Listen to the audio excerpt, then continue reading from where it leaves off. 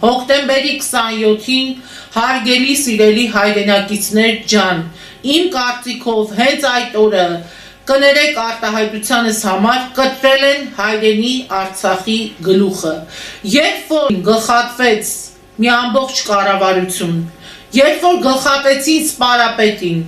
երբ որ կորցրեցինք նրա զինակից ընկերներին, ես դա ասել եմ, ասելու եմ միշտ և հիմա էլ պնդում եմ նույնը, հոկտեմբերի 27-ին մենք կորցրել ենք հայրենի Արցախը, ես ուզում եմ հասկանալ, էդ ոնց տեղի ունեցավ, էդ ոնց եղավ, որ Ռոբերտ Քոչարյանի նման ձեր ասած, ազդեցիկ, ուժեղ, հզոր, այդ անպարտելի ղեկավարի իշխանության օրոք, էդ ոնց ստացվեց, որ կարողացան մտնել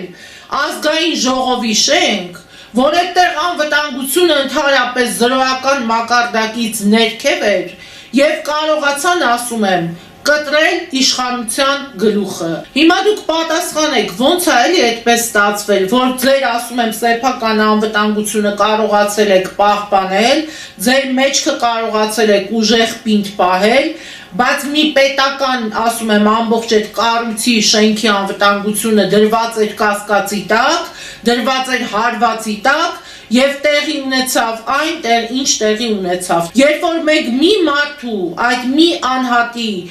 բացակայությամբ մենք այո կորցրեցինք մեր հայրենիքը։ Բա դուք ասում էիք հոկտեմբերի 27-ի սպանդը, այդ ինչ խնդիր է, այդ մի հատ ուչաստկովի գործ է, այդ ամեն ինչը կբացահայտվի, այդ ամեն ինչը ջրի երես դուրս կգա։ Բա ուր է այդ ուչաստկովին, այդ ուչաստկովին ինչ եղավ։ Այդ ինչ եղավ այդ գործը,